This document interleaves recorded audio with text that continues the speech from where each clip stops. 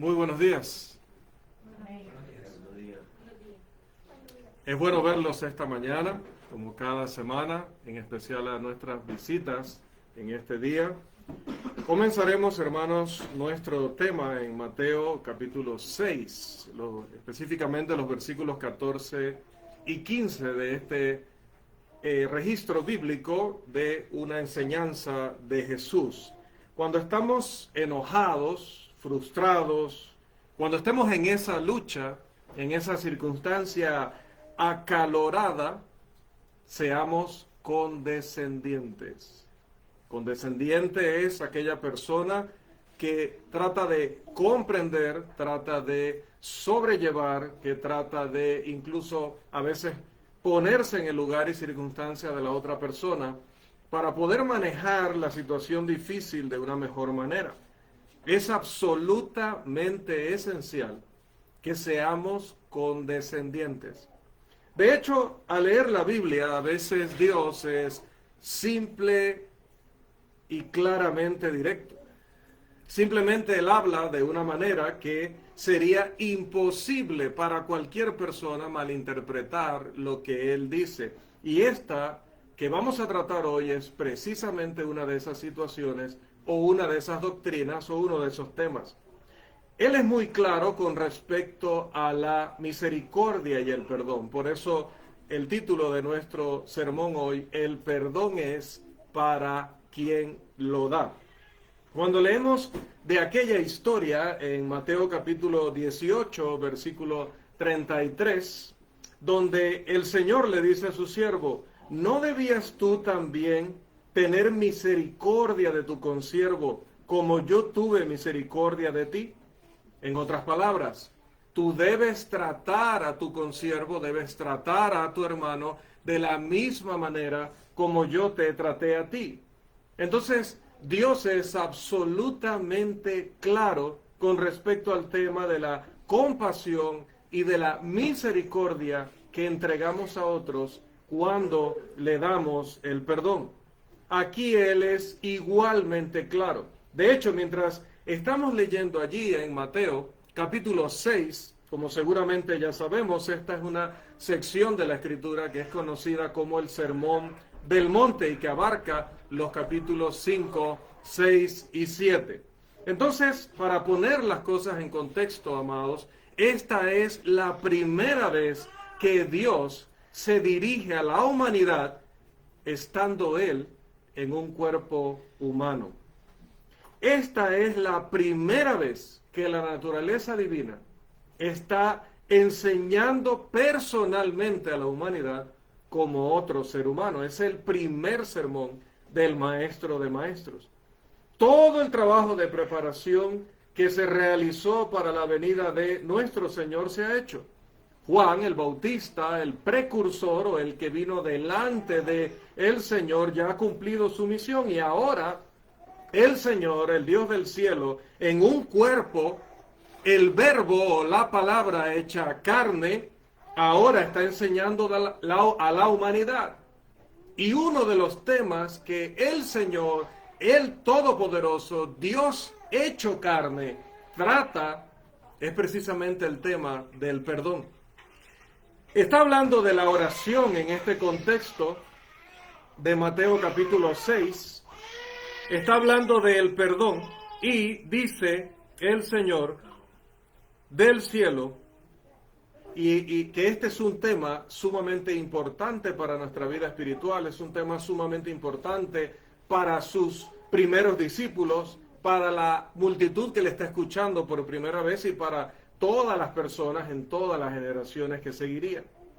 De hecho, hermanos, el tema del perdón es un tema por el que generalmente o frecuentemente estamos orando. Lo escuchamos todo el tiempo en nuestras oraciones.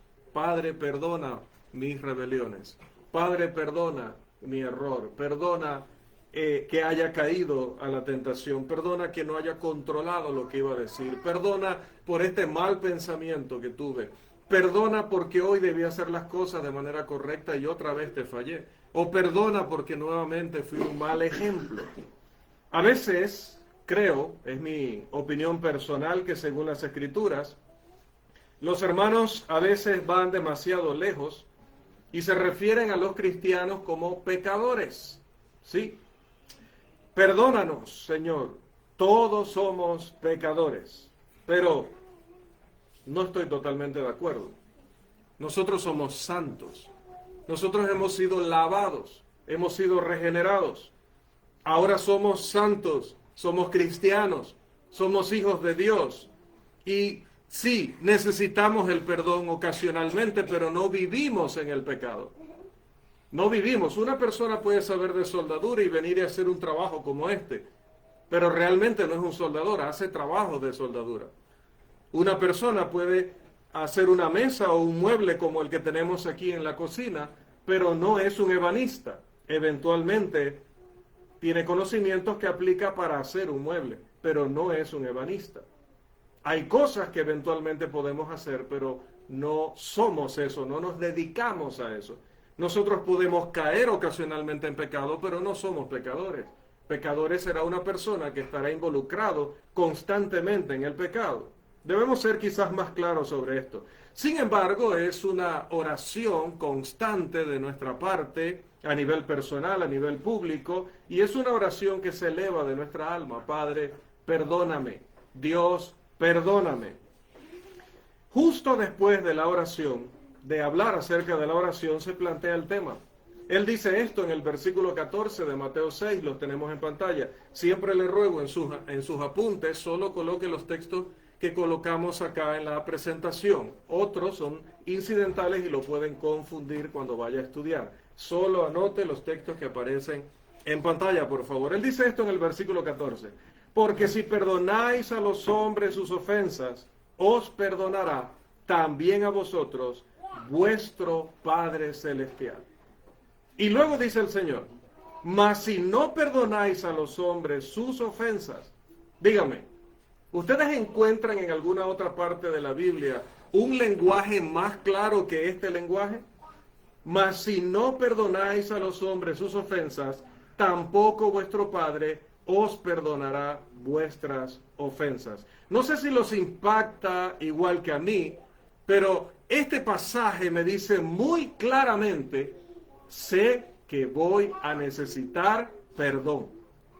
Sé que voy a necesitar perdón. Estoy seguro de que la última vez que le pedí perdón a Dios, que me perdonara por esa ocasión en que le fallé de alguna manera, no haciendo lo que Él me había ordenado o haciendo lo contrario de lo que Él me había pedido, esa no fue la última vez que yo pensé que iba a necesitar el perdón de Él. La última vez que le pedí perdón no la consideré la última. Estaba consciente de que mientras viva en esta tierra, mientras esté en esta carne, mientras sea un ser humano, voy a cometer errores y voy a necesitar más veces perdón. Y como estoy seguro de eso, y habiendo leído este pasaje que tenemos allí ante nosotros, Mateo 6:14, también sé esto. No hay nada que me puedan hacer, no hay nada que me puedan decir, que si la persona necesita perdón, yo no pueda dárselo. Este pasaje me dice que no hay nada que los hombres puedan hacer contra mí, decir contra mí, ante lo cual yo no pueda perdonarles. De hecho, Jesús dice, si no lo haces, yo no te perdonaré a ti. Él no te perdonará, amado hermano. Ahora, imaginen tratar de vivir esta vida sin el perdón de Dios. Imaginen eso. Imagino vivir esta vida y saber que nunca más podré pedirle perdón al Señor porque no me lo dará. ¿Se imagina? ¿Por qué? ¿Por qué no me lo va a dar? Porque yo, en primer lugar, me niego a perdonar a otros. Porque estaba tan enojado, estaba tan motivado por la ira, lo que me causó esa persona que me agravió, que dije, no me importa lo que hagas, nunca te perdonaré. Y así van a ser las cosas entre tú y yo de ahora en adelante. Pero en el momento que estoy diciendo, nunca te perdonaré, estoy diciendo, Dios nunca me perdonará, porque Él no perdona a los que no perdonan. Y es en ese momento de nuestras vidas que debimos enterarnos de que nunca más podríamos pedirle perdón a Dios cuando se lo negamos a otro. Cuando le dijimos a otra persona, sea verbalmente o lo dijimos en nuestra mente, en nuestro corazón, no le perdonaré nunca esto, pues a partir de allí nunca más le podría pedir perdón a Dios. Y quizás la última vez que sentimos eso contra alguien, contra nuestro padre, contra nuestra madre, contra otro familiar, contra una amistad, contra un vecino, contra cualquier persona que nos haya fallado, que nos haya abandonado, que no nos haya tratado como creíamos merecer o como es justo y correcto. La última vez quizás fue hace 5 años, 10 años, 30 años, o hace 5 días o 5 meses. Y entonces nos damos cuenta de que hemos estado viviendo nuestras vidas pidiéndole perdón a Dios, pero según este pasaje, cada vez que le pedimos perdón a Dios, Dios desde el cielo dijo, no te voy a perdonar. Durante 5 años no me ha perdonado, porque Dios siempre cumple su palabra. Y dice que si yo no perdono, Él tampoco me perdonará. A veces la gente llega al tema del perdón y como pasa con muchos otros, que pueden ser difíciles o desafiantes, fingen. Bueno, la verdad es que realmente no sé lo que este texto significa. Realmente tendría que esperar que el hermano me lo explique qué quiere decir en el griego.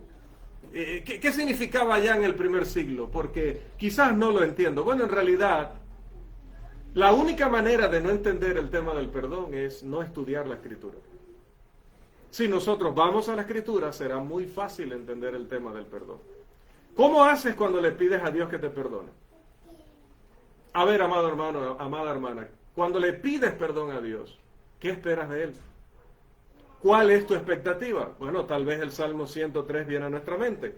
Cuanto está lejos el oriente del occidente, hizo alejar de nosotros nuestras rebeliones. Tal vez eso venga a nuestra mente. Tal vez vemos la imagen de una pizarra o un pizarrón que se ha limpiado. Allí había un escrito, pero ahora se ha quitado y está todo absolutamente en blanco. Primera de Corintios 13 también enseña esto. Dice que el amor no lleva registros del mal. Entonces, si Dios es amor, cuando yo le he pedido perdón a Dios, Él ha limpiado mi registro, lo ha dejado en blanco, yo me siento tranquilo porque Dios ha borrado todas mis culpas. Y si Dios me ha perdonado, todo está en blanco, estoy bien con Dios. Él ha lavado mis pecados, me ha limpiado de toda maldad. Eso es lo que tengo en mente cuando creo que Dios me ha perdonado. Y si eso es lo que usted también tiene en mente, bueno, entonces también tiene claro en su mente lo que Dios está esperando de usted y está esperando de mí con nuestros semejantes. Lo mismo que estamos esperando de Dios para con nosotros, es lo mismo que Dios está esperando de nosotros para con nuestros semejantes. ¿Cuál es la clave aquí? Evitar cometer este error común respecto al perdón. El error común se centra en que la persona ha sido agraviada, ¿sí? Ha sido ofendida, le han fallado y esa persona que le ha agraviado, que le ha hecho daño, que le ha hecho mal, esa persona necesita el perdón y ese que hizo el mal necesita arrepentirse. ¿No es así como lo hemos entendido? Yo he sido agraviado, usted me ha fallado a mí, entonces yo espero que usted pida perdón. Usted necesita ese perdón, pero usted tiene que también arrepentirse. Bien, y ambas personas pueden estar quizás confundidas con cómo se debe llevar realmente este proceso. ¿Qué es lo que realmente Dios está esperando? El error común es pensar que la persona que ha sido agraviada la persona que ha agraviado es la que necesita el perdón. Vuelvo a repetir. Muchas veces, o la mayor parte del tiempo, consideramos el que me ha hecho mal a mí es el que necesita mi perdón. Pero el tema de esta mañana es, nosotros los agraviados, los ofendidos, aquellos a quienes nos han maltratado, nos han abandonado, nos han insultado, nos han fallado, nosotros necesitamos más el perdón que incluso las personas que nos han hecho mal. Esa es la noción que queremos dejar hoy a través de este tema. Él o ella cree en su corazón, este es mi perdón, y yo veré si se lo doy o no se lo doy. Lo tendré castigado ahí durante 5 años y veremos. O quizás nunca más se lo daré. Es mi perdón y yo decido cuándo darlo. El error es creer que lo que tengo para ofrecer es un bien para la otra persona, la que me hizo el mal. Y a veces la persona que se arrepiente también tiene una noción incorrecta en su cabeza. La persona que ha hecho el mal, la persona que ha ofendido, dice en su corazón, si le pido perdón, seguro que va a estar feliz. Voy a pedirle perdón para sacarle una sonrisa. Voy a pedirle perdón pues para que estén tranquilos. Porque andan con la zozobra de que yo le hice mal. Entonces voy a pedirle perdón para que esté bien y esté feliz. Hermanos, ambos están equivocados en el énfasis que Dios le pone a este tema. Porque esos son los errores comunes que comete la gente. Y se entiende cuando lo cometen personas del mundo, pero no se entiende cuando lo cometen personas que están estudiando la palabra de Dios. Hermanos, a veces la persona que se arrepiente piensa que está bendiciendo a aquel a quien le pide perdón. Y sobre todo aquel a quien le piden perdón piensa que está bendiciendo al otro porque le concedió el perdón.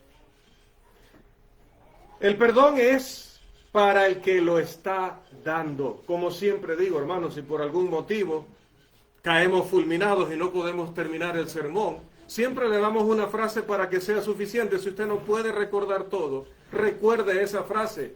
El perdón es para el beneficio de la persona que lo da. Es para el beneficio de la persona que lo da. Y pedir perdón es para el beneficio del que lo pide. Es para el beneficio del que lo pide. Cuando perdonas y solo cuando perdonas, recuerda, tú eres liberado. Porque mientras no perdonas, estás con el resentimiento. Eso está revoloteando en tu cabeza. Eso te enferma, eso te roba la paz, eso te quita la alegría, eso te recuerda el mal una y otra vez. Y cada vez que hablas vuelves a recordar, sí, porque no quiso saber nunca de mí, abandonó a mi mamá y me abandonó a mí. Sí, lo que pasa es que él no quiso hacerse responsable, es un indigno, es un perverso, me utilizó. Lo que pasa es que mi hermano hizo tal cosa, mi hermana hizo tal cosa, mi sobrino hizo tal cosa, mis hijos hicieron tal cosa, el vecino hizo tal cosa, el predicador hizo tal cosa. Y mientras estamos recordando y volviéndonos a sentir mal y volviendo a traer toda esa negatividad sobre nuestro corazón, somos nosotros los que nos hacemos daño. Quizás la persona que nos hizo daño anda feliz brincando en un pie, como es nuestro dicho. Y soy yo el que cuando lo ve dice, ese maligno, ese perverso, ese enemigo. Entonces, ¿quién está mal? ¿El que hizo el mal? ¿O el agraviado que no perdona? Cuando perdonas, eres liberado. Soy liberado de la ira, de la amargura, de llevar eso conmigo, del resentimiento. Libre de cualquier intención o plan de venganza. La carga se levanta y cuando eres liberado, sabes que lo fuiste porque perdonaste. El perdón no necesariamente es para el que hizo el mal, es para el que fue agraviado, pero si no perdonas, entonces permaneces en esclavitud. Eres esclavo de lo que te hicieron, eres esclava de lo que te hicieron. Todos los días está eso en tu cabeza, todos los días está eso en tu corazón. ¿Y qué pasa si no perdonas? La Biblia es clara. Empeoras, no mejoras. La infracción se hace más grande, no más pequeña. Y te digo algo, si te lo hicieron hoy y no perdonas hoy, dentro de un mes será mucho más difícil. Dentro de un año, ni te digo. Dentro de 5 años, quién sabe si vas a poder perdonar. Cada vez se vuelve más y más difícil para ti y para mí ofrecer ese perdón. Y llevamos en nuestra espalda un peso demasiado grande, el peso del dolor. Ahora, por el otro lado, ¿qué pasa con el arrepentimiento? ¿Qué pasa cuando somos nosotros los que hemos hecho el mal? Cuando sabemos que nos equivocamos, dijimos esa palabra que no teníamos que decir, no cumplimos aquella palabra que teníamos que cumplir. ¿Qué pasa? Bueno, es lo mismo, solo que al revés. El arrepentimiento no es para el que recibe la disculpa o la petición de perdón. Es para el que la da. El arrepentimiento es para el que dice, perdón, estoy equivocado, estuve equivocado, hice mal, fallé. Y cuando admites que estás equivocado y pides perdón porque estás arrepentido, y solo cuando te arrepientes, eres liberado también. Porque te liberas del orgullo, de la ira, de la culpa, de cargarlo también contigo. Cada vez que ves a esa persona, dices, no sé cómo va a salir. El otro día me llamó el hermano Elvis, a veces me llama y me quedo mirando la pantalla y digo, no sé si me va a reclamar, no sé si me va a regañar, no sé si me va a saludar bien. Entonces yo primero me le quedo mirando para ver cómo viene él. Y pasa que muchas veces nosotros cuando vemos a la persona que hemos ofendido, a quien le hemos fallado, pues estamos así como Jacob, viendo de pronto cómo la otra persona va a reaccionar. Si nosotros no nos arrepentimos y no pedimos perdón, también cargamos con eso. Todo el tiempo que no nos arrepintamos y no pidamos perdón. Libérate del orgullo, de la ira, de la culpa, de llevarlo contigo, de poner excusas, de justificarte, de chismear con otros acerca de ello. El arrepentimiento no es realmente o principalmente para el que ha recibido el mal. Es para el que hizo el mal. Esos que han hecho mal son los que se benefician realmente y principalmente de pedir perdón. De hecho, para valorar esto puedes verlo en tus propios pecados. Cuando aprendiste que tus pecados, cuando yo aprendí que mis pecados me pusieron en enemistad con Dios y nos arrepentimos, ¿qué pasó? ¿Qué pasó después de nuestro arrepentimiento? Que mejoramos. Esa es la naturaleza de esto. Mejorarás cuando te arrepientas ante Dios. ¿Y qué pasa si no te arrepientes? Repetimos, permaneces en tus pecados. Sigues muertos en tus delitos y transgresiones. Sigues en enemistad con Dios. Y eso le ayuda a alguien a estar mejor o va a estar peor. Cuando no te arrepientes, tus problemas se hacen más grandes, no más pequeños. Y a medida que el tiempo pasa, es mucho peor. Mira si eso no ha sucedido en tu propia vida. ¿Cuánto tiempo llevaste la culpa? Y hasta que no lo reconociste, hasta que no te arrepentiste, hasta que no cambiaste, hasta que no pediste perdón, tu vida no fue realmente mejor. Ahora vayamos a lo que el apóstol dice en Efesios, capítulo 4, los versículos 26 y 27. Lo tenemos en pantalla. Efesios, capítulo 4, versículos 26 y 27. ¿Qué dice la Escritura? Airaos, pero no pequéis. No se ponga el sol sobre vuestro enojo, ni deis lugar al diablo.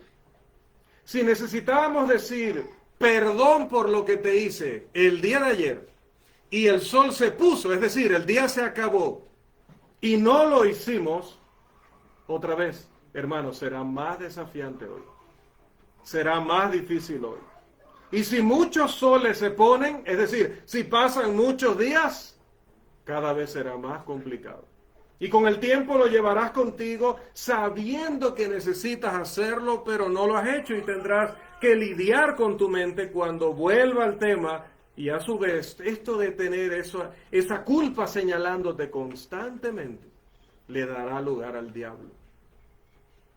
Hay personas que han dejado de venir a la iglesia porque dicen, sé que le debo a Eduardo, entonces no quiero ir porque cuando lo veo recuerdo mi deuda.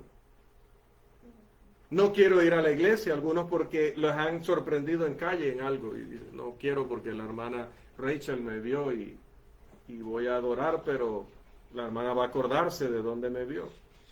Así que la gente, hermanos, necesita perdonar, sí, pero también deben ponerse, o a veces se ponen a pensar si los perdono. Si esta persona me viene a pedir perdón y yo le concedo perdón, yo lo estoy bendiciendo. Le decía a los niños hoy en la clase, no bendiga los alimentos, porque esos frijoles, si están salados, seguirán salados. Si se quedaron sin sal, seguirán sin sal. ¿Verdad, hermana? Por mucho que uno ora, nada bueno le va a pasar a la comida. Nada bueno. ¿La bendición para quién es? Para los que comen. Entonces les decía, damos gracias a Dios por estos alimentos. Por eso no bendecimos el pan, no bendecimos el fruto de la vid, porque el fruto de la vid no se va a poner más sabroso, no se va a poner más puro, él va a seguir igual. Pero ¿quiénes cambiamos? Nosotros. Somos bendecidos por Dios por cumplir el mandamiento de participar de ellos. En cuanto al perdón, muchas veces pensamos, si yo le doy el perdón, yo lo estoy bendiciendo a él. No. Aunque puedas o no bendecirlos, no lo veas así. Míralo como, quiero bendecirme a mí mismo. Si yo le doy el perdón, la primera bendición viene para mí. Yo soy bendecido. ¿Qué hago con mi ira y mi frustración? Estoy en esa discusión, en aquella pelea, y me han dicho y me han hecho todo lo incorrecto. La Biblia dice, sé condescendiente, como Dios lo es contigo. Si no lo haces, entonces, ¿qué pasa? Yo no te perdonaré. Vuelvo a repetir. Si la condición de Dios para perdonarme es que yo perdone a otros, ¿para quién es la bendición cuando yo perdono? Para mí en primer lugar. A continuación, si tienen sus Biblias a mano, y espero que sean así, miren Efesios capítulo 4, pero el versículo 32. Y mientras están buscando allí, hablaremos brevemente sobre Efesios en este cuarto capítulo. En sermones anteriores, y vamos a mencionarlo también en este, Efesios es un libro que habla mucho acerca de la iglesia. Pero lo digo de esta manera porque realmente Efesios no es un libro sobre la iglesia, lo creo así. Es sobre el Dios que estableció la iglesia. Y hay tanto material en este libro sobre él, lo que hizo por nosotros para que la iglesia pudiera existir. De hecho, este libro es el libro que se conoce como el que habla de la sabiduría de él, de Dios, la multiforme sabiduría de Dios. Eso es lo que es la iglesia en el propósito eterno de Dios. Efesios 3, 9 al 11 habla de esto. Y si volviéramos al capítulo 1, que no te pido que lo hagas, te va a hablar acerca de lo mismo, del Dios que estableció la iglesia. Él nos eligió, Él nos preparó, Él propuso, Él hizo todas estas cosas, Él hizo eso, todo eso que habla el capítulo 1 para que existiera la iglesia, para recibir gloria en ella por la eternidad sin fin. Efesios 3, versículos 20 al 21. Por eso es que la iglesia no se puede menospreciar. Por eso es que el hermano insistía en los anuncios. Porque hay hermanos que no están aquí, no sabemos por qué. Porque están menospreciando a la iglesia por la que Cristo dio su sangre. Están menospreciando a la iglesia que Dios planeó en la eternidad. Cuando tú entiendes cuánto vale este grupo de personas, primero no te ausentas por cualquier motivo.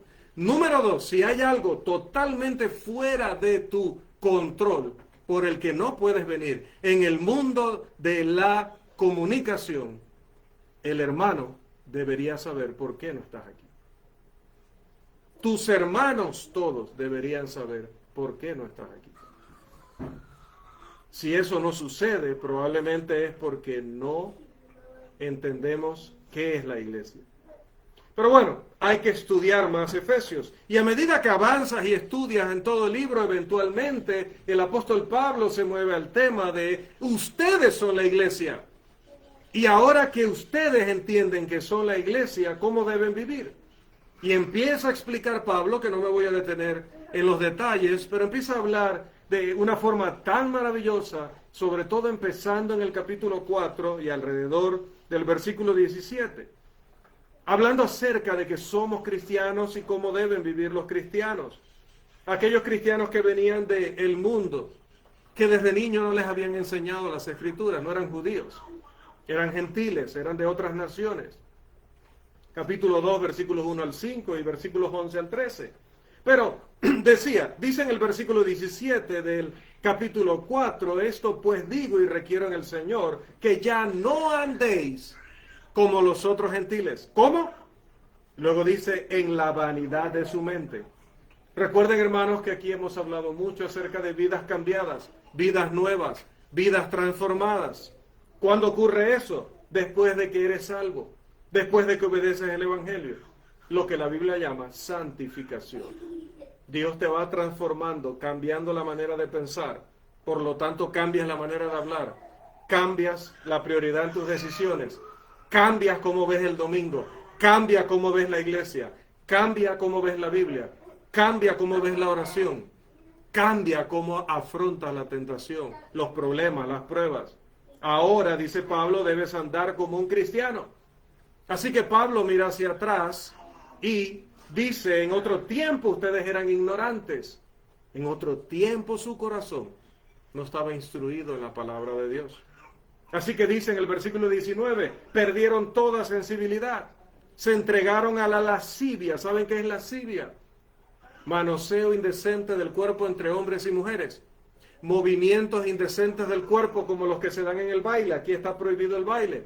Y la Biblia no prohíbe el baile, sí prohíbe porque es lascivia. La Biblia prohíbe solo la fornicación entre dos novios. No, también si usted la toca y la manosea y ella lo manosea a usted, lascivia es pecado. Porque ella no es su esposa y él no es su esposo. No se pueden manosear. No solo la fornicación, la lascivia era parte de la vieja vida. En aquel tiempo, dice, cometían con avidez. Era un ansia por pecar, un ansia por hacer lo que el cuerpo nos pedía, en toda impureza. Pero noten una transición en el versículo 20, 4:20 de Efesios, donde dice, mas vosotros no habéis aprendido así a Cristo. Estas cosas las aprendieron con el diablo, pero ahora estamos aprendiendo de Cristo. ¿Cuál es el punto de la transición que se da en la vida de uno? ¿Cuál es el punto clave? ¿Cuál es el motivo, la razón para ese cambio? Dice el apóstol, Cristo. Una vez vivimos esa vida. Pero recordemos lo que dice 2:1 al 5. En ese tiempo estábamos muertos en nuestros delitos y pecados. Y andábamos en esa inutilidad de nuestra mente. Y luego aprendimos de Jesús. Y cuando aprendimos de Jesús, empezamos a ser una persona diferente. Ocurre un cambio cuando alguien se encuentra con Jesús y obedece a Jesús. Así que él dice en los versículos 8 del capítulo 4, los versículos 19 y 20, y los versículos 21 al 23, ahora debes cambiar tu mente. Tu antigua manera de vivir era como una ropa vieja, rota, maloliente. ¿Y qué haces con una ropa rota, dañada, maloliente, cuando alguien viene y te dice, te regalo esta muda nueva? Ahora que viene, bueno, ya estamos en el mes, pero vienen aquellas festividades familiares, mucha gente se preocupa por, oye, ¿cuál es, decimos aquí en Panamá, cuál es la talla del 24? ¿Cuál es la talla del 31? Para extranjeros sería cuál es el atuendo, el atavío, cuál es la ropita nueva que voy a estrenar ese día, cuál es la talla de ese día. Bien, cuando nos convertimos al Señor, el Señor dijo, a partir de ahora, yo te doy la talla, yo elijo la ropa, y elijo para ti pureza, santidad, nueva vida. Miramos exactamente lo mismo, pero ya no lo miramos de la misma manera. Así que Él dice, con respecto, por ejemplo, a acciones como robar, como mentir, versículo 25, por lo cual, desechando la mentira, hablad verdad, cada uno con su prójimo.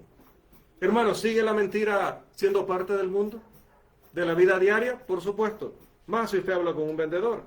Pero la mentira sigue siendo una realidad, una práctica para los que están afuera, para aquellos de los que Pablo habla en los versículos 17, 18 y 19, para aquellos que son gentiles, vanos en su mente, para aquellos que andan según la vanidad.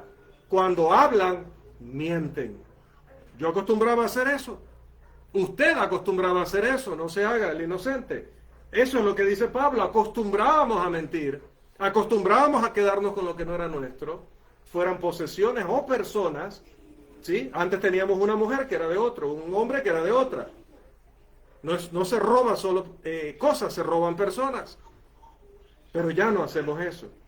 Después de que te quitas el viejo hombre, después de que te renuevas en el espíritu de tu mente, después de que te pones el nuevo hombre, que es criado en justicia, en Cristo, en santidad, ese hombre cuando habla ya no miente.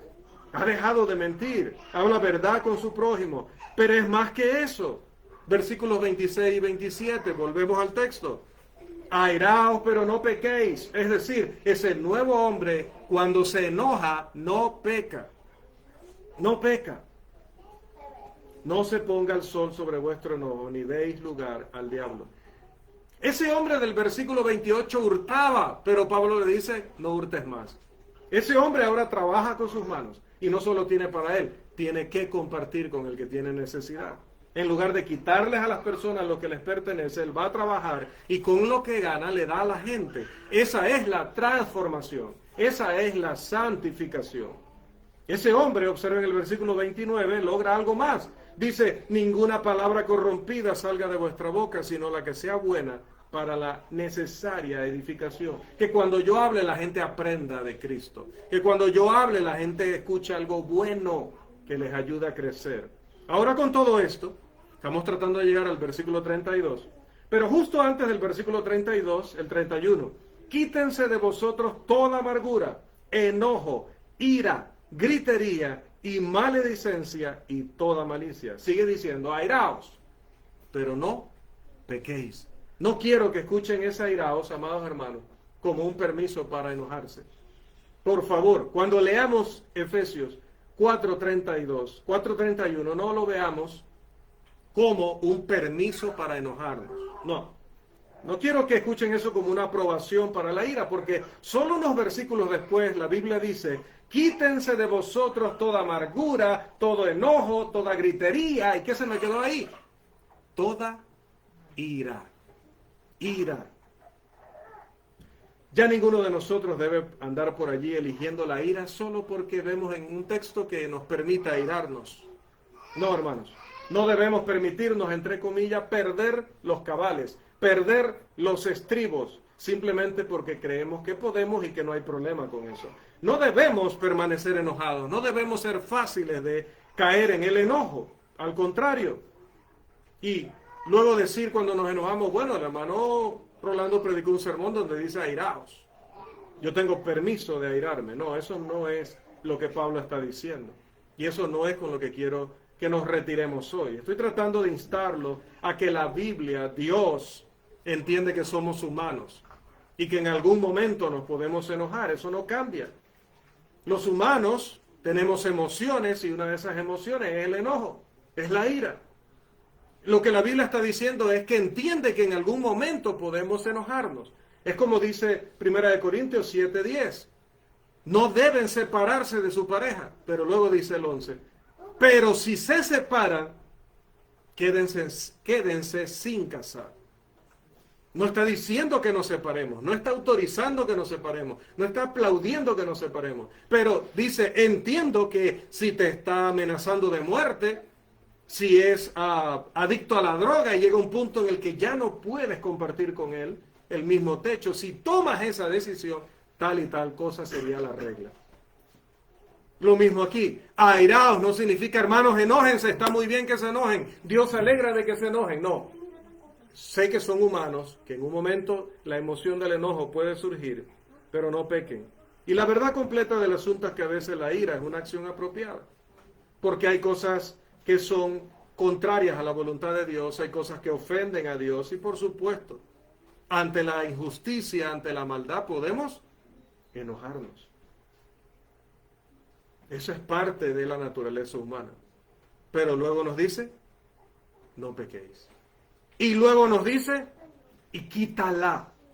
Quita esa ira de ti. Incluso si te enojas por algo correcto. El hermano se para acá y dice, bueno hermanos, recuerden que el 24 de diciembre celebramos el nacimiento del Señor Jesús.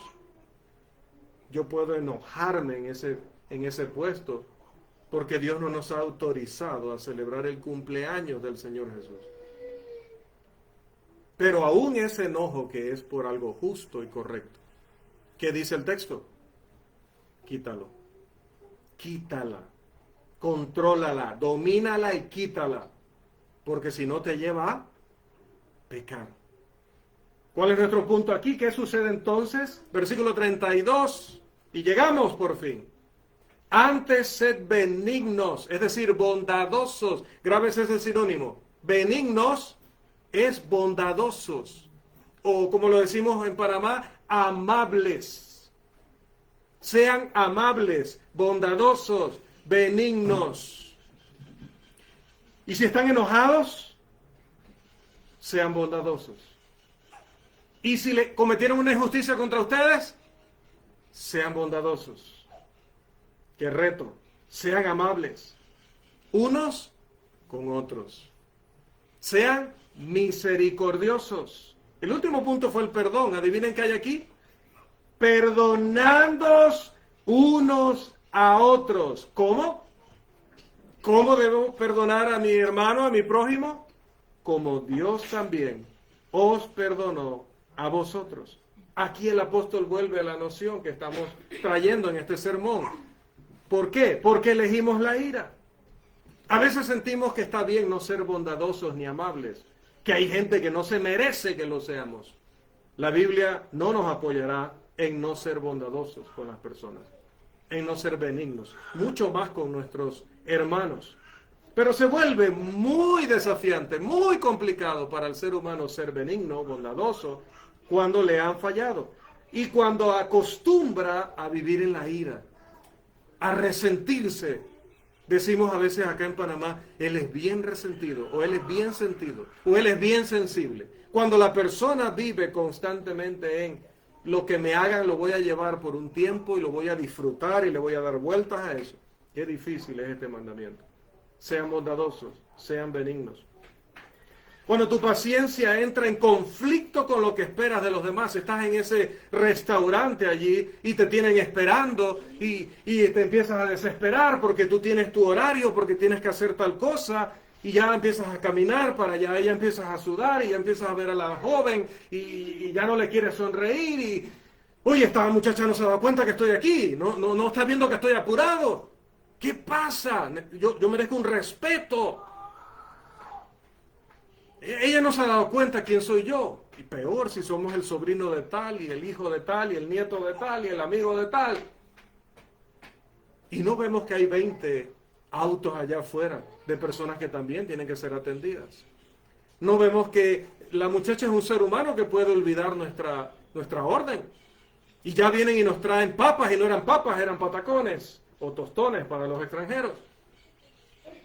¿Qué pasa? Pero si yo le pedí a usted tal... No podemos considerar que esa persona es un ser humano que puede cometer errores, que puede estar frustrada, que puede haber muerto un familiar hace pocos días, que le pudieron decir que ese era su último día de trabajo. Simplemente nos enfocamos en que me hizo mal y yo tengo que dejar salir mi ira y descargarla sobre ella. ¿No es así? Por supuesto que actuamos así. La Biblia dice, hermanos, que seamos benignos. Y si hay un grupo de personas en este planeta que deberían ser amables, son las personas que habiendo estado muertos en delitos y pecados bajo el poder del diablo, sentenciados para condenación, pero que fueron rescatados, limpiados, perdonados y añadidos a la iglesia, ese grupo de personas debe entender mejor que nadie la benignidad y el perdón. Nadie más que nosotros. De hecho, para apreciar la posición de Dios sobre la benignidad, debemos recordar un pasaje que citamos mucho, Romanos 5, donde dice, siendo aún pecadores, Cristo murió por nosotros. También deberíamos leer Mateo 5, 43 y 40 al 48, donde Jesús dice, tienen que orar por los que los persiguen, tienen que orar por los que los ultrajan, nos maltratan. También hay que leer, hermanos, donde dice que debemos orar por ellos. Debemos bendecirlos, aunque sean nuestros enemigos. ¿Por qué estás desquitándote el enojo con tu familia? Se supone que debes orar por ellos. Incluso debes orar por tus enemigos, pero cuando tus enemigos te maltratan, llegas a casa y descargas sobre tu propia familia. Nadie te puede decir nada, porque ellos se llevan. No es quien te la hace, dice, por ahí el dicho mundano, no es el que me la hace, sino el que me la paga. Y tus hijos, tu esposa, tu esposo, tu mamá, tu papá, son víctimas de lo que hicieron los enemigos. Cuando la Biblia dice, tienes que ser benigno, tienes que ser amable, tiene que haber amabilidad en tu corazón y no maldad. No puede haber en tu corazón lo mismo que hay en aquellos gentiles que andan conforme a la vanidad de su mente. Tú eres otro. Pero es que me ha enojado y ahora quiero que le duela. Quiero que sienta lo que yo sentí, quiero castigarlo. Y las palabras que le voy a decir son esas que cortan, que hieren. A veces hablamos de si las miradas mataran. A veces son peor que un puñal. Es muy difícil ser benigno al mismo tiempo que tenemos esa mentalidad. Pero la Biblia dice, sé benigno, sé condescendiente, sé amable. La Biblia exhortaría que seamos benignos todo el tiempo. Para tener una mejor comprensión, por favor, todos les ruego que miren a la pantalla. Para tener una mejor comprensión de cómo practicar la benignidad, la bondad, la misericordia, la bondad, la amabilidad con nuestro prójimo, pues definitivamente caminemos con nuestro Salvador. Desde el momento en que lava los pies de todos los apóstoles, incluido Juan capítulo 13, Judas Iscariote el traidor, hasta el momento en que llega al jardín y ese Judas se acerca y lo besa. ¿Y cómo le llama a Jesús? Amigo. Hasta el momento en que nuestro Señor se encuentra con los guardias en el jardín. ¿Y qué hace Pedro? ¡Sa! Corta la oreja. Le iba a cortar la cabeza, pero el hombre en su habilidad logró quitar la cabeza, pero le llevó la oreja. ¿Qué hace Jesús con aquellos que lo iban a arrestar, que en unos minutos lo iban a golpear, lo iban a escupir y se iban a burlar de él y lo iban a clavar en una cruz? Toma la oreja, la coloca y lo sana. Jesús. ¿Saben qué? El Señor siguió siendo benigno a pesar de las circunstancias. Todo el camino fue así, hasta que dijo en la cruz, Padre, perdónalos. Cuando dijo eso, como sabemos, ya había sido golpeado, ya había sido azotado, se habían burlado de él, tenía la corona de espinas clavada en la cabeza, arrancándole sangre, está sangrando, ha sido golpeado, está colgando en el aire, clavado en la madera, prácticamente desnudo. Se están burlando de él, lo están retando a que se baje de la cruz y es tan poderoso, pero su respuesta fue, Padre, perdónalos. Tú y yo vamos a tener que darle explicaciones a ese Salvador, diciéndole, no puedo ser benigno, Jesús, cuando estoy enojado. Probablemente nos diría, quita esa ira de ti. Versículo 31. Antes sed benignos, lo tenemos en pantalla, unos con otros, misericordiosos, perdonando unos a otros, como Dios también os perdonó. Esa vida anterior se supone que no debemos vivirla más, no más rencorosos, no más reservar el perdón hasta que yo quiera darlo. No más no voy a pedirle perdón para no humillarme delante de él o de ella. No más. Pedro dice en su primera carta que hemos sido elegidos por el Señor para ser como Él, santos como Él es santo. ¿Qué hace un individuo que está imitando a Dios y que es santo? Se comporta diferente a los del mundo. Se comporta diferente a los que no han sido transformados en su vida. ¿Qué pide Dios? Que controlemos nuestra ira, que evitemos el resentimiento, que seamos benignos y vivamos conforme a su voluntad. ¿Y cuál es su voluntad?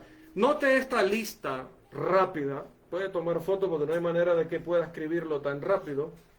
Pero esto es lo que Dios nos pide para controlar nuestra ira y ser benignos. Porque no solo nos los pide, nos dice cómo. Primero, escuchen bien y luego hablen. No sean hipócritas, no sean hipercríticos, no juzguen los motivos de los demás sin tener evidencia clara. Sean honestos, sean siervos, sean humildes. Tengo que avanzar. Sean misericordiosos, sean pacificadores, sean pacientes. Considérense primero a sí mismos antes de evaluar a los demás. Sean perdonadores, sean amables, sean santos. Es decir, la próxima vez que te golpeen, que te insulten, incluso que te saquen sangre y busquen tu muerte, Padre, perdónalos. Pablo dice, quítese de vosotros toda ira. Si alguno de los asistentes hoy a este servicio no es un cristiano aún, este día puede convertirse en un cristiano. No hay una fecha para eso. Cada día es una nueva oportunidad. Para ello, crea que Jesucristo es el Hijo de Dios. Dice la Escritura en Juan 3:16, para que todo aquel que en Él cree no se pierda, mas tenga vida eterna. Crea que Jesús es el Hijo de Dios. Crea que Dios le resucitó de entre los muertos hace 2000 años, para que fuera el Rey, sacerdote y salvador de su pueblo. Arrepiéntase si quiere ser parte de los hijos de Dios, parte de la iglesia. Que eso cambie su vida, cambie su manera de pensar. Jesús dijo en Lucas 13:3 y el 5, si no os arrepentís, todos pereceréis igualmente. Confiesa ante testigos que Jesús es el Señor. Romanos 10:9 y 10. Y eso lo llevará a ser sumergido en el agua. ¿Cómo se llama eso? Ser bautizado. Hágalo en el nombre de Jesucristo y recibirá el perdón de todos sus pecados. Hechos capítulo 2, versículo 38. Y ser luego añadido por el mismo Dios a la lista de la iglesia. Los predicadores no agregamos miembros a la lista de la iglesia, eso lo hace Dios. Nosotros solo respetamos lo que ya Dios ha hecho. Hechos 2:47. Saben, las cosas de las que hemos estado hablando hoy a lo largo de este sermón no son cosas que sean imposibles de lograr. Estas cosas no son cosas que no podamos hacer. Simplemente tenemos que esforzarnos por crecer en la gracia y en el conocimiento de nuestro Señor para ser cada vez más como Él. Si no controlamos nuestro temperamento, encontraremos una manera de justificar siempre por qué nos llenamos de resentimiento y odio. Encontraremos una manera de justificar o excusar lo que dijimos, las palabras corrompidas, groseras, hirientes, y por qué estuvo bien que después nos desquitáramos. Y al final no habrá ninguna diferencia entre lo que éramos antes del bautismo y lo que somos ahora, o lo que deberíamos ser. Entonces no habrá un cambio y no nos podremos enojar sin pecar, no podremos perdonar y entonces no seremos perdonados por nuestro Dios. Y Dios no quiere eso. Si podemos ayudarlos de alguna manera con esto, estamos para servirles. Si ha comprendido todo y quiere cambiar a partir de ahora, puede ponerse de pie en este momento y decir, hermano, quiero una oración para que Dios me ayude a seguir creciendo en esto, porque quiero poner de mi parte. Dios no va a hacer un milagro para que ahora perdones al que no habías perdonado. Depende de que tu corazón se entregue a esta enseñanza bíblica. Si eres un hermano, tienes este problema, no quieres pararte ahorita mismo para una oración, podemos hablar después, pero acércate, busca ayuda, hay que sanar de ello. Que el Dios de amor y perdón bendiga con su poder a cada uno de nosotros si somos benignos, si perdonamos, ahora y siempre. Amén. Que el Señor le bendiga.